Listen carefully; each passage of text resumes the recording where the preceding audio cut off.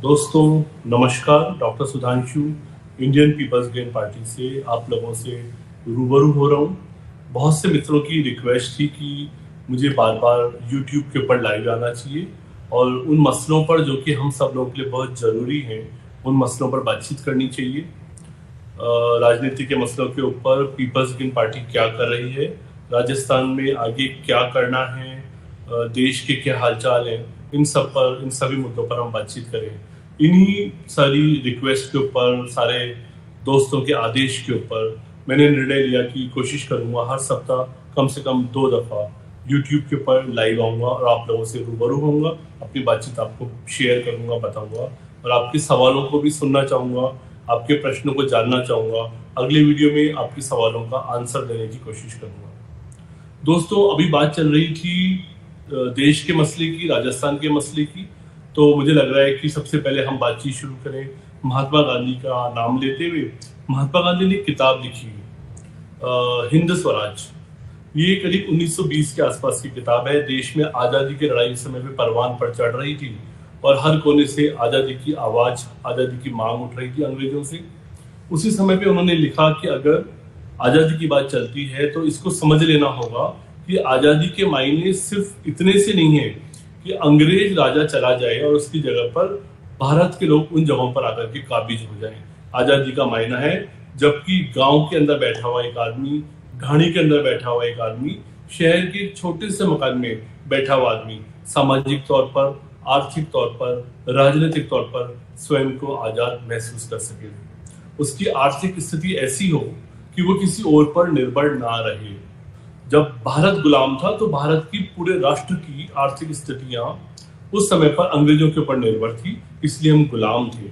और जब अंग्रेज चले गए, भारत आ गया, तो भारत को हमने कहा कि भारत आजाद हो गया। अब इसी तरह से एक आम आदमी अगर आर्थिक तौर पर आत्मनिर्भर बन जाता है तभी कह सकते हैं कि उस आदमी के पास आजादी आ गई है। अन्यथा वो व्यक्ति किसी ना किसी के भरोसे है, किसी के ऊपर डिपेंडेंट है, किसी के पीछे मजबूर है, तो आजाद नहीं कहा जा सकता। तो आजादी के मायने को समझना होगा कि जब तक हम लोग आर्थिक सामाजिक तौर पर आत्मनिर्भर नहीं बनेंगे हम आजाद नहीं हैं। इस एक बात के बाद दूसरी बात याद दिलाना चाहूंगा एक और गांधी के बारे में, जो कि देश के प्रधानमंत्री रहे हैं और मैं कहूँगा कि वो बहुत पॉपुलर नहीं थे, उनकी पॉपुलरिटी काफ़ी गिर गई थी। राजीव गांधी की मुझे याद आ रही है। राजीव गांधी ने अपने एक बयान में एक बात का खुलासा किया कि जब सरकार ऊपर से 1 रुपया जनता के पास भेजती है, 1 रुपया जनता को कल्याण कार्यों के लिए जब हम रवाना करते हैं तो जनता तक 15 पैसे पहुंचते हैं। राजीव गांधी राजनीतिक तौर पर अपरिपक्व नेता माने जाते हैं, लेकिन सत्य उनके मुंह से निकल गया, ये बहुत अच्छी बात है। अपरिपक्व व्यक्ति भी सत्य बोल सकता है। 1 रुपया सरकार खर्च करती है तो 15 पैसे जनता तक पहुंचते हैं। इस बात को राजीव गांधी ने 1987-88 में बोला, आज के करीब 30-35 बरस पहले। तो मेरा ये दावा है आज की तारीख में कि राजीव गांधी के समय हो सकता है कि 15 पैसे जनता तक पहुंच रहे थे। मेरा मानना है कि आज 10 पैसे से कम पैसा जनता तक पहुंच रहा है। अभी कैसे पहुंच रहा है इसको हम आने वाले भविष्य के वीडियोस में डिस्कस करेंगे। बजट को अच्छी तरह से मैं आपको बताऊंगा, आपके अधिकारों के बारे में बताऊंगा, आपको क्या मिलना चाहिए उसके बारे में मैं आपसे बातचीत करूंगा।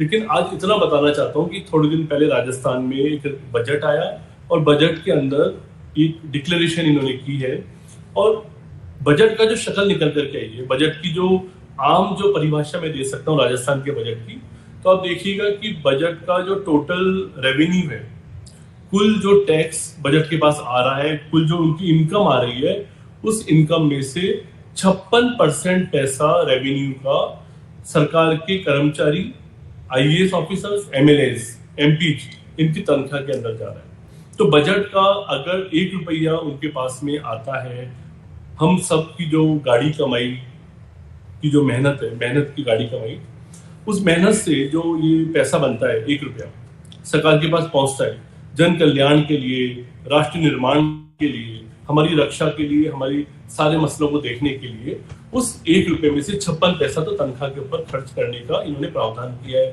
क्योंकि एक प्रेशर ग्रुप बनाया गया है कर्मचारियों का और जो एस्टेब्लिश लोग हैं, एमएलएज हैं, आईएएस ऑफिसर्स हैं, इन सब ने मिलकर के अपनी अपनी तनख्वाहें बढ़ा ली और 56% पैसा 1% लोग, देखिए ये जो कर्मचारी हैं, ये जो IAS हैं, जो विधायक हैं, इन सब की आबादी कुल आबादी का 1% या उससे भी कुछ कम है।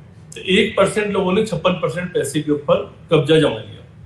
फिर हमारा जो मैनेजमेंट है पिछले सालों से, सरकार का मैनेजमेंट बहुत ही पुअर रहा है, प्रबंध बहुत खराब रहा है। इसी वजह से लगातार इनको कर्जा लेना पड़ता है।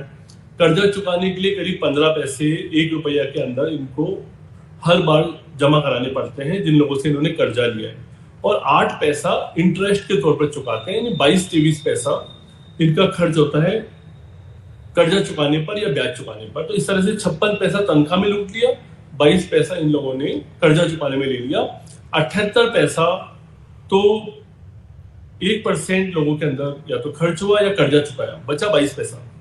उस 22 पैसे में से अधिकतर पैसा इंफ्रास्ट्रक्चरल डेवलपमेंट में बड़ी बड़ी जो कंपनियां हैं, रिलायंस जैसी कंपनियां, अडानी जैसी कंपनियां, उनको बड़े या L&T जैसी कंपनियां जिनको रोड के ठेके मिलते हैं, पुलियाएं बनाने को मिलता है, बहुत सारे बड़े काम इनको करने को मिलता है, वो सब चीजों पर करने के लिए करीब 10, 12, 15 पैसा वहां खर्च हो जाता है, और बचा हुआ पैसा 7, 8 पैसा 9 पैसा 1 रुपया में से वो जन कल्याण के लिए, हम आप सबकी बेहतरी के लिए, गरीब लोगों को ऊपर उठाने के लिए, शिक्षा के लिए, मेडिकल के लिए सारा पैसा वहां पे खर्च होता है। तो अब आप देखिए कि 1 रुपया इनको देते हैं और 8-9 पैसा हमको मिलता है, बाकी पैसा फुर हो जाता है। तो मैंने आपको बताया कि जो बजट का शेयर एक आम जनता को मिलना चाहिए, मेरा ऐसा मानना है कि सरकार हमें कन्विंस करे कि कुल इतना पैसा हमारे पास था, कुल इतनी आबादी थी, और हमने इस तरीके से विकास किया कि हर एक बंदे तक हमारे विकास कार्यों का लाभ पहुंचा। लेकिन होता यह कि इतना कॉम्प्लिकेटेड बजट आता है कि कोई उसको समझ नहीं सकता, मीडिया नहीं समझ सकती, पत्रकार नहीं समझ सकता, और एक अजीब सी कॉम्प्लेक्स भाषा के अंदर कुछ आंकड़े डाल दिए जाते हैं, लोगों को समझ में नहीं आता कि हो क्या रहा है। मैंने आपको बताया 100 रुपए में से 8-9 रुपए या 1 रुपए में से 8-9 पैसे आम जनता के लिए उपयोग में आता है, बाकी पैसा फुर हो जाता है। दोस्तों, इसके बाद आज का जो सबसे मेन पॉइंट मुझे नजर आ रहा है, जो मुझे आपसे डिस्कस करना चाहिए, वो है करप्शन। देखिए, आपने एक जो रुपया है उसमें से 56 पैसे हमारे चुरा लिए तनख्वाह के तौर पर। कोई बात नहीं, इसको बाद में देखेंगे कि भाई ये ज्यादा है कि कम है। अब बात ये कि उसके बाद में करप्शन किस बात का, हर एक सीढ़ी पर, हर एक पॉइंट पर हमसे करप्शन का पैसा लिया जा रहा है। मेरे पास फोन आ रहे हैं अलग अलग ग्राम पंचायतों से कि किसान क्रेडिट कार्ड जब हमें बनाना होता है तो हमें उसके लिए ग्राम सेवक को या ग्राम सचिव को कुछ पैसा देना पड़ रहा है। मेरे पास फोन आ रहे हैं कि जमीन की नपाई करने के लिए या सरकार की किसी योजना का लाभ लेने के लिए, जैसे कि कृषि ऋण लेने के लिए या कोई मुआवजा अगर मिलने वाला है, उन सब मुद्दों पर पटवारी के साथ पैसा शेयर करना पड़ता है। अगर किसी को मुआवजे का 10,000 रुपया बनता है तो आगे 3-4 हजार रुपया देने पर ही उसको 6,000 रुपया मिल पाता है। ये गांव की कहानी है। शहर के अंदर आप देख रहे हैं कि जितनी भी विकास प्राधिकरण है, जितने भी नगर निगम, नगर पालिकाएं हैं, वो हर एक डॉक्यूमेंट के लिए हमें लूटने पर लगे हुए, हमसे पैसा लेने पर लगे हुए। नौकरियों के अंदर आपने देखा है रीट के अंदर क्या हुआ, किस तरह से पेपर को बेचा गया और लोगों को पेपर बेच करके उनको पास करवा करके नौकरी देने की साजिश रची गई। ये और बात है, राजस्थान भर की आवाज उठी, लोगों ने शोर मचाया, अंत में कोर्ट ने उस परीक्षा को रद्द किया। आगे की परीक्षा पर अभी भी सवालिया निशान है कि वो सही मायने में परीक्षा होगी या फिर से पर्चे बेचे जाएंगे। आपको ध्यान होगा, 2-3 घटनाएं याद दिलाना चाहता हूँ। एक महिला अधिकारी, RS अधिकारी, कुछ दिन पहले, शायद उनका नाम ममता यादव जी था, कुछ दिन पहले JDA में रिश्वत लेते हुए पकड़ी गई। पकड़े जाने के बाद में जब ACD के लोगों ने उनको घेर लिया तो ACD के लोगों से उन्होंने कहा कि भाई हम तो मंदिर है और मंदिर में कोई चढ़ावा देने आता है तो हम मना कैसे कर दें। आप बताएं कितनी घृणित, निकृष्ट ये बातचीत उन्होंने ACD से की है। अखबारों के पहले पन्ने पर ये बात में जगह बनाई है कि एक अधिकारी ने बोला कि रिश्वत देने वाले हमें मंदिर मान करके आते हैं और चढ़ावा चढ़ाते हैं, हम उनको मना कैसे कर दें, भगवान थोड़े मना करेंगे प्रसाद देने वालों को। इस तरह की सोच इन अधिकारियों की है। बड़े दुख की बात है कि कल उन्हें जमानत भी मिल गई है हाई कोर्ट से। मैंने अखबार में इस न्यूज़ को पढ़ा। अब वो कैसे मिली, इस मसले में क्या हुआ, इस पर अभी मैं आपसे बात करता हूँ।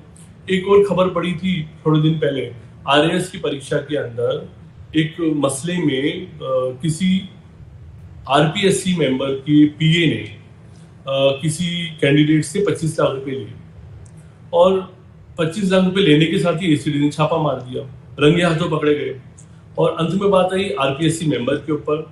और आप ही देखिएगा कि केस दर्ज होने के समय तो सरकार कह रही थी कि हम लोग जो भ्रष्ट अधिकारी हैं, भ्रष्ट कर्मचारी हैं, उनके बारे में बहुत ज्यादा सीरियस है, सिंसियर है। लेकिन बाद में क्या होता है? बाद में होता है कि 3 महीने बाद वो महिला बाइज्जत बरी हो जाती है। श्रीमती राजकुमारी जो कि आरपीएससी मेंबर थी, हो सकता है अभी भी हो, आप बताएं 25 लाख रुपए की रिश्वत लेकर के किसी को आरएएस बना रही थी, ना जाने कितने लोगों से और भी ले चुकी होगी। अंत में जब एसीडी ने यानी एंटी करप्शन डिपार्टमेंट ने आरपीएससी को लेटर लिखा कि राजकुमारी जी ने किस किस का इंटरव्यू लिया था ताकि जांच कर सके कि उनमें से कितने लोगों से पैसा लिया, आरपीएससी ने कहा कि हम आपको हमारी अंदर की सूचनाएं नहीं दे सकते। आप जानते हैं इस देश के अंदर सूचना का अधिकार आ चुका है। मुझे नहीं पता कि कौन से कानून से सरकार के एक विभाग को, एंटी करप्शन डिपार्टमेंट को, ये आंसर आरपीएससी ने दिया कि यह जानकारी हम आपको नहीं बता सकते कि इनके इंटरव्यू इन्होंने किस किस के इंटरव्यू लिए। जबकि सूचना अधिकार में भी एक आम आदमी इस खबर को पूछ सकता था। लेकिन अगर ये जो महिला है जेडीए की अधिकारी, जिसका मैंने अभी नाम लिया, ममता जी का, उनकी जमानत कल हुई है। राजकुमारी जी के ऊपर केस समाप्त कर दिया गया क्योंकि चार्जशीट पेश नहीं कर सकते थे, आरपीएससी ने जानकारी देने से मना कर दिया।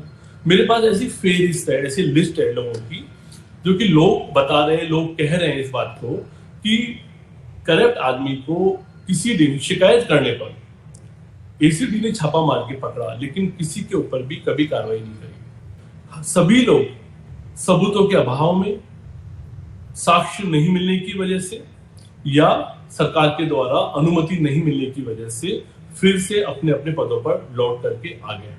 किस किस तरह के आरोप लगे आपने सुना होगा। एक अधिकारी जब पकड़ा गया था, एक टेलीफोन के ऊपर ये वार्ता जो है वो वायरल हुई कि उसके पीए ने बोला कि साहब कंवारे हैं, आप एक लड़की और एक रूम दिल्ली में बुक करा दीजिए, आपका काम हो जाएगा। इतनी घिनौनी और कितनी भ्रष्ट हालात बन चुकी है हमारी ब्यूरोक्रेसी की। हमारे कुछ करप्ट लोगों ने पूरे सिस्टम को चंगुल में लेकर के गंदगी फैला दी है और सरकार कोई कार्रवाई करने को तैयार नहीं है।